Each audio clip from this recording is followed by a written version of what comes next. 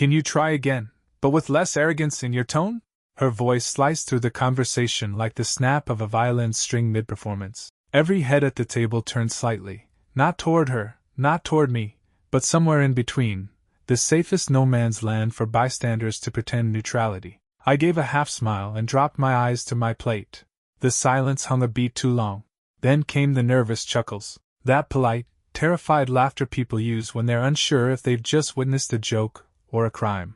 I chuckled, too. I always did. I told myself it was grace. That's what she said it was, after all. Just a gentle nudge. A respect check. I'm helping you grow. She coined that term like it was a new diet or life hack. Respect check. A full system. Tone reviews, language audits, apology prompts. She once spent a Sunday designing a conflict reflection wheel with colored zones for types of miscommunication. She emailed it to me after a minor disagreement over which route to take to the airport. At first, I thought it was love in motion, accountability, a sign she cared enough to dissect the way we talked. We were supposed to be building something mature, conscious, better than what our parents modeled. She didn't scream. She didn't throw things. She gave critiques like TED Talks and demanded apologies like a therapist. Back then, it made me feel like we were the adults in the room. Now, I felt like I was always on trial. That night, after the guests had left and the dishwasher hummed in the background, I stood at the sink drying wine glasses while she sat on the couch, scrolling. I turned and asked carefully, "Did I really sound arrogant tonight?" She didn't look up. "That's for you to reflect on. I just told a story. And the tone you chose told a different story. It's not about intention, it's about impact." I wanted to say, was the impact that I ruined the evening, or that I interrupted your narrative of being the emotionally fluent one? But I didn't. I nodded.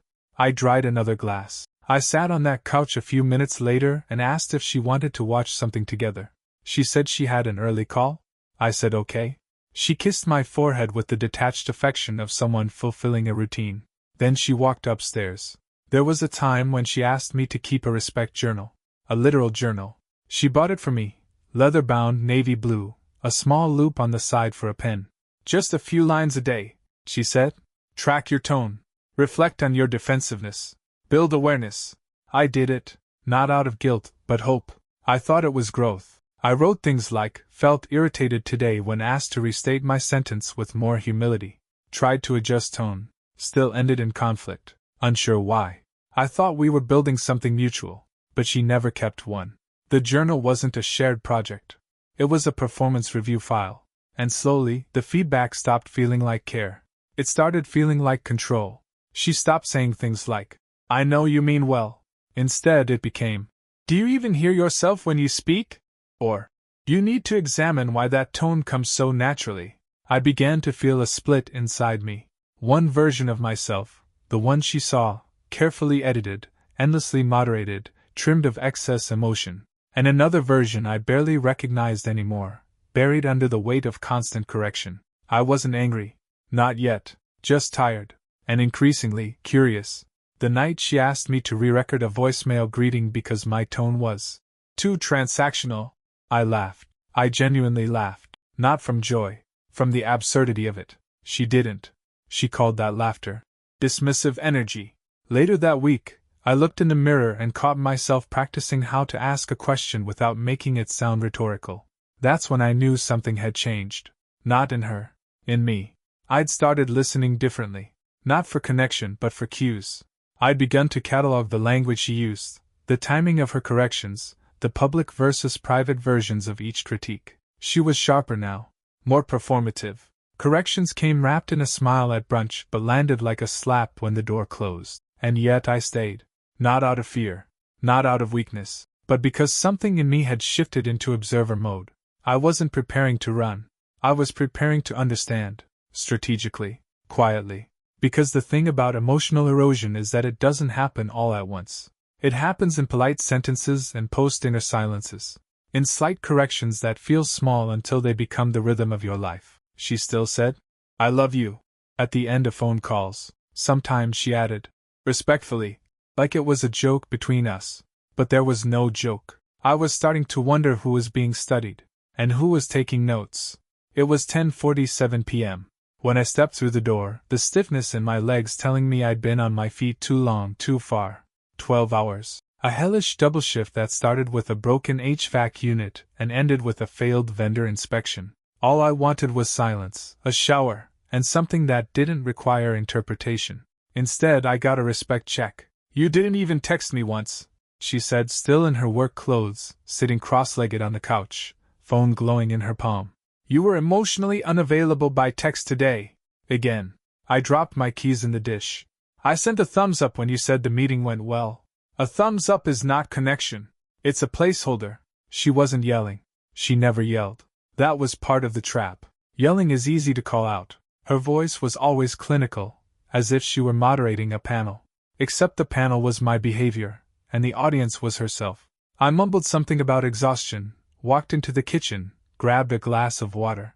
When I came back, she was still talking, now listing how I'd failed to inquire about her lunch, her energy level, her bandwidth. And as she spoke, she was texting someone else. Her thumbs moved faster than her mouth. I watched the glow reflect off her glasses. She didn't notice me watching until she paused to scroll. That's when the preview flashed on her lock screen. "Not tonight. He's home." My pulse slowed. Not sped, slowed. Like my body was trying to shrink into itself. I didn't ask who. I didn't ask what. I didn't ask why. I just blinked, nodded slightly as if I'd been listening, and excused myself. Later that night, when she was upstairs meditating, her term, not mine, I cleaned the living room.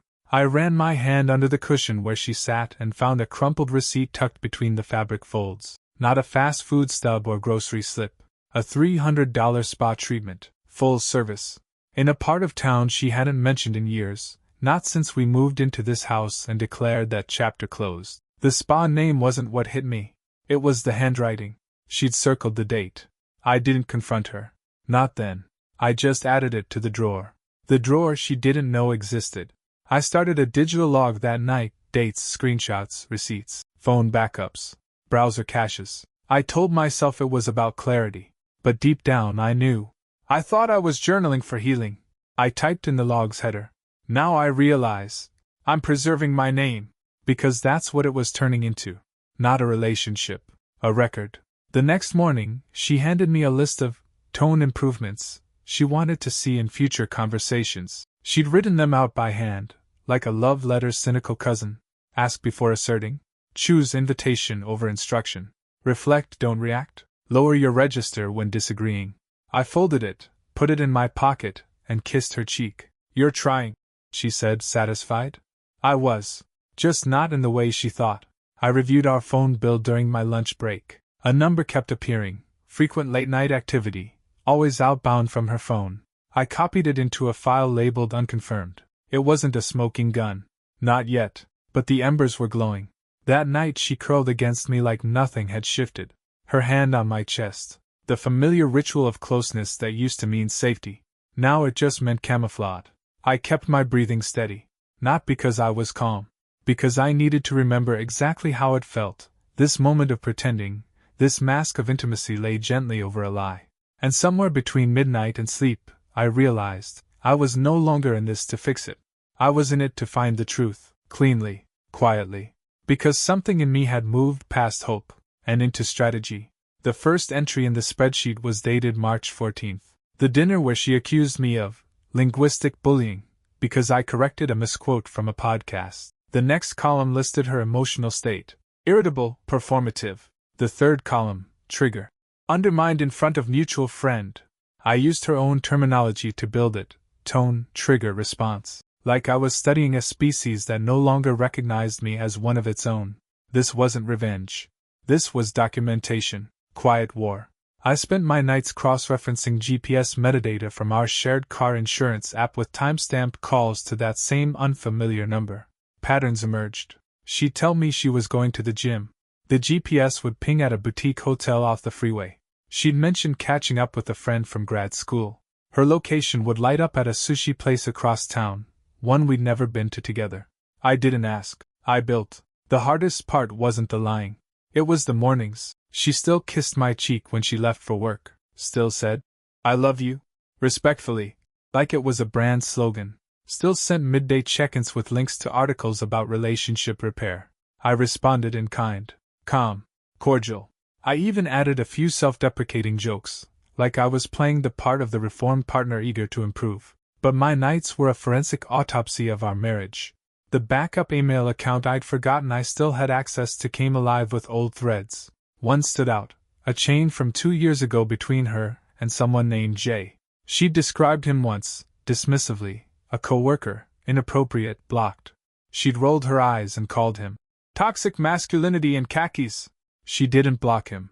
In fact, the thread never ended. The tone had shifted over time. It started professionally. Then came the late-night banter. Then inside jokes. Then images. Then a message, casual but unmistakable. I still remember how you looked at that retreat. Felt it for days. I scrolled in silence, my face lit by the dull glow of betrayal. No shouting. No pacing. Just a heavy, surgical calm. I installed a GPS device in the spare tire compartment of her car. Legal in our state if you own the vehicle, which I did. I wasn't interested in confronting her with a smoking gun. I wanted a clear picture. A timeline. Sequence, context, pattern, evidence. In the evenings, I watched her rehearse sincerity. She'd lean against the kitchen counter and say things like, "I feel like we're finally stabilizing," while her phone buzzed with another late-night notification. I watched her watch it, then glance at me to see if I'd noticed. I hadn't flinched. Not once. Still polite. Still silent. The receipts began to accumulate. Restaurant charges I'd never heard about, PayPal transfers labeled consult, cash withdrawals that didn't match our usual spending rhythm. I started logging those, too. I wasn't just collecting betrayal. I was protecting my memory. Because distortion doesn't always shout. Sometimes it dresses itself in calm, concerned language. "You've been so emotionally inconsistent lately," she told me one morning, sipping her smoothie. "I'm trying to figure out if it's stress or if you're just withdrawing." I smiled. "Thanks for noticing. I'll reflect on that." She nodded approvingly, walked upstairs to get her bag. I opened the note on my phone. Entry, emotional redirection. Timestamp, 7:32 a.m. Language pattern, concern as control. In that moment, I realized what had finally settled in my bones. I was not trying to win her back. I was trying to remember who I was before I started apologizing for the sound of my own voice. Jay wasn't just some random coworker. He was the coworker. The one she'd once called relentless and exhausting. The one she told me tried to corner her at a conference mixer 3 years ago. Back then, she'd held her wine glass like a shield and said he didn't respect boundaries. That story had made me angry, on her behalf. I remember telling her she should report him. She'd smiled and said, "Already handled. He's out of my life." He wasn't. He was in her phone. Her photos. Her private PayPal history. The first time I found his name again, it was in a PayPal note. Consult, $600, 2 weeks ago. Then another, $850. Then $1,200, all spaced a few weeks apart. All with vague, business-like descriptors, none of which matched her job, her calendar, or her claimed expenses. That was when I searched her legal name. Not her current one, her maiden name. That's how I found the second bank account. Jointed to no one. Tied to a different address, one we'd never lived at. I stopped eating dinner with her that week. I claimed I needed time after work to decompress alone. She said she admired my emotional boundaries. Then she posted an Instagram story of our backyard with the caption, "Peace looks like this." Peace didn't look like anything. It had stopped existing. I started watching her through the lens of confirmation, not suspicion. Every act of kindness became context. A smile after a long day, compensation. A compliment on my cooking, distraction. Even her rare initiations of intimacy felt rehearsed, as if she were staging just enough closeness to keep the narrative intact. Then came the message that ended any remaining doubt. "Just a few more weeks and I'll have space to breathe." It was in her deleted folder. A reply to Jay, timestamp 2:14 a.m., 3 nights ago. I don't know what his message said. I only had her part. But it was enough. I started revisiting conversations in my mind, not just with her, but with people in our circle, friends who'd recently grown quiet. A coworker who once said, "Must be nice, working on yourself full-time," after I declined a project. At the time I thought he was joking. Now I wasn't so sure. Then I found out about Marcus. Marcus was a friend of mine. Not a close one, but close enough to have shared beers and long talks about the hell's cape of modern work. He was the one who told me to take mental health weekends more seriously. The one who'd said, "Don't be ashamed to disappear for a few days. Reset." Turns out he helped cover for her. She told him I was struggling emotionally and needed space. She'd asked him to send me a retreat brochure under the pretense that his wife's friend ran it. I remembered the flyer. I remembered the weekend she'd insisted I go, alone. The one where she stayed back to rest and journal. I pulled up the GPS records. Her car never stayed parked. It was at Jay's place all 3 days. That weekend, she sent me a voice note telling me how proud she was of my progress. She said, "This space is healing. Let it stretch you." I saved that file. Not because I needed proof, because I needed to remember how lies can sound like love. It all clicked then. The respect checks, the journal prompts, the tone policing. They weren't tools of reconciliation. They were tools of narrative control. She wasn't fixing our marriage. She was framing it. Framing me. Each correction became, in hindsight, a breadcrumb on a path designed to lead anyone who asked to one conclusion. He was emotionally destabilizing her. But she underestimated one thing. I kept records too. It was in a shared folder we hadn't used in months, an old project directory from when we were redoing the guest room. I only opened it because I was looking for a paint receipt we needed for a tax write-off. The file wasn't named anything suspicious. Just, Strategy Notes, Archive. Inside, a document titled, Separation Strategy, Notes for Attorney. At first, I didn't breathe. I just stared. I didn't click for a full 10 seconds. When I finally opened it, the words didn't hit me like a slap. They sank in slow, like freezing water into skin.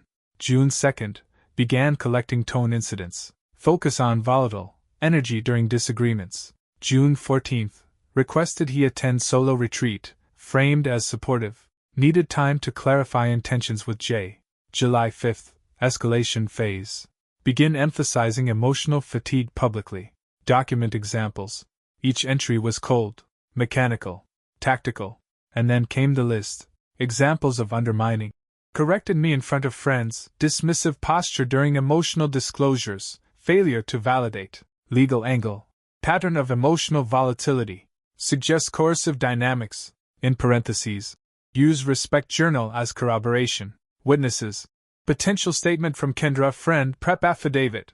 I saw how he minimized her voice. She'd been building a case, not just for divorce, but for a story, one where she was the patient one, the steady one.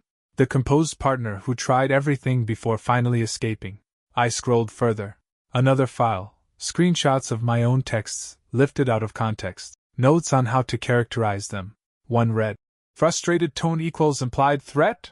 And that's when I knew I wasn't just being betrayed. I was being pre-written. A version of me was being stitched together in her notes, her journal entries, her curated corrections. A version designed to look unstable, self-absorbed, unworthy of trust, or custody, or spousal protection. And all of it was happening while she smiled across the dinner table, while she handed me post-it notes with thoughtful communication reminders, while she touched my arm and whispered, "We're getting better, aren't we?" I emailed the files to myself. Then I made 2 backup copies, one encrypted, one printed and locked away. The moment was surgical. No rage. Just a slow, internal nod, this ends now. But cleanly. I called a lawyer the next morning. Not the one we knew through friends, someone external, unconnected. He listened to everything without interruption, then said, "You're not just defending your assets, you're defending your reality. We need to move fast." We set up a private documentation chain, daily emotional logs, cross-reference timelines, financial audits. I handed over the GPS data, the receipts, the text logs, and the emails. He pulled in a forensic specialist to confirm metadata on the files she'd created, especially the journal entries that allegedly proved my pattern. Because here's the truth, when someone tries to reframe your history, the only way to respond is with precision. She thought she was building a case. I was building the truth. That week, she brought me coffee and kissed my shoulder while I worked, said she'd been reflecting and felt like we'd turned a corner, that things were feeling aligned again. I nodded, smiled, thanked her, and every word she spoke I logged. Because now, I wasn't protecting a marriage. I was protecting my name. I chose a Tuesday. No symbolism. Just routine. Predictable. The kind of day you don't see coming. She walked in from work like always, dropped her bag, peeled off her blazer, and sighed like the world had pressed against her all day. I was already at the table, 2 glasses out, bottle open. Her favorite, Malbec from the small vineyard we visited on our anniversary trip 3 years ago. She smiled. "What's the occasion?" she asked, sliding into her chair. "No occasion," I said, placing the glass gently in front of her. "Just felt like being present." She leaned back, visibly softened. "That's thoughtful." She took a sip. I waited. Then I slid the folder across the table. 1 inch thick, unlabeled. She raised an eyebrow but didn't reach for it. "What's this?" she asked. "Your narrative," I said. "Annotated." She opened it. The first page, PayPal transfers, dates, amounts, matching calendar entries where she claimed to be at workshops, networking events, dinners with friends. The next, GPS logs, map locations overlaid with timestamps. Then screenshots of her texts with Jay. Some flirtatious, some explicit. One with a selfie I hadn't seen before, her in that red wrap she told me she gave away last fall. She flipped a few more pages. The color drained from her face. Then she hit the Respect Journal entries, hers, highlighted and cross-referenced with full audio recordings of the actual conversations, pulled from our home security backup system. The audio told a different story. Calm discussions recharacterized as volatile. Me asking for clarification framed as emotional disregard. I watched her blink slower, shoulders rising with each breath. She started. "I know," I said gently. "It was emotional, not physical. I stopped trying. You didn't feel seen." She opened her mouth, then closed it. Tears pooled. Her throat worked hard around a sob she didn't want to release. She reached for the wine again, but her hand shook. I didn't flinch. I didn't accuse. I didn't demand. "You taught me the price of your respect," I said, "and I paid it. Every day. In tone edits, posture corrections, curated silences. You asked me to change how I spoke, so I did." The air between us went still. She whispered, "I didn't mean for it to go like this." I leaned in, quiet but clear. "You didn't mean for me to see it." Her tears came then. Silent, heavy. I stood, walked to the counter, picked up the Respect Journal, her original one, the leather-bound book with the loop for the pen. She hadn't seen it in months. I placed it beside the folder.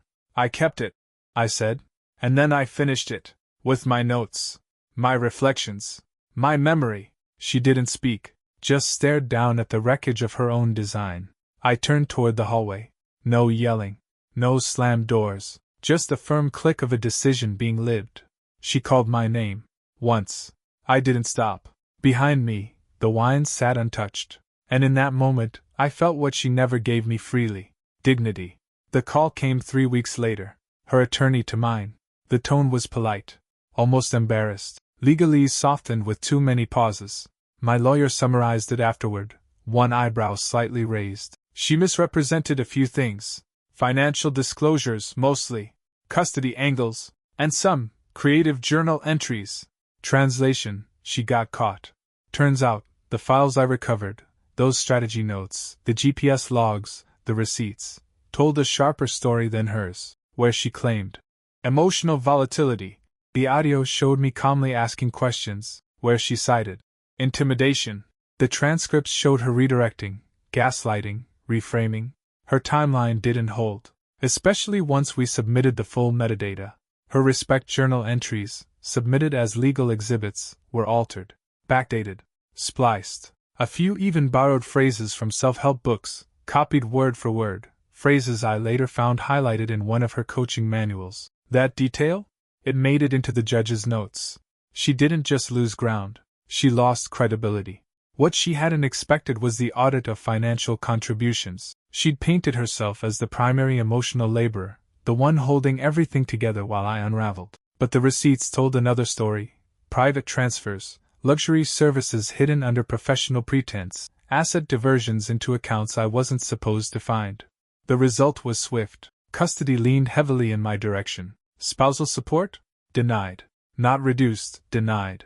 Her attempts to claim financial disadvantage unraveled when our accountant revealed she'd funneled nearly $20,000 over the past year into a private savings vehicle under her maiden name. Then came the quiet fallout. Her employer received an anonymous report. Not from me. But the file was thorough. It included her use of client confidential frameworks, language taken directly from her therapy coursework, repurposed in personal strategy notes in ways that raised ethical concerns. She was put on administrative review. I don't know the final outcome. I never followed up. Friends began to fall away from her. Not loudly, just quietly. I'd see their likes disappear. Messages dried up. Then came the trickle of quiet text to me.